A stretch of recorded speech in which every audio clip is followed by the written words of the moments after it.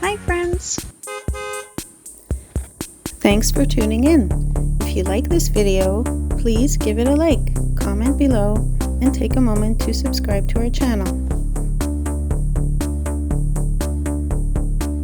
Clarenville is a charming town located on the east coast of Newfoundland and Labrador. It sits in the lovely Shoal Harbour Valley, right by an arm of the Atlantic Ocean called Random Sound. Clarenville became an important spot when it became a junction on the Newfoundland Railway, connecting to the Bonavista Peninsula. The construction of the Trans-Canada Highway in the 1960s made Clarenville even more significant, turning it into a local service centre for central eastern Newfoundland. Today, it's centrally located and within a 2-hour drive of 70% of the province's population. Nature lovers will be thrilled by the natural beauty here. Clarenville is nestled in the picturesque Shoal Harbour River Valley, with coastal slopes rising from the Atlantic Ocean toward the island's interior. The skyline in the northern part of town is dominated by the impressive Bear Mountain and a ridge of broken peaks. Thank you for joining us in exploring Clarenville. We hope you enjoy the stunning scenery and friendly atmosphere.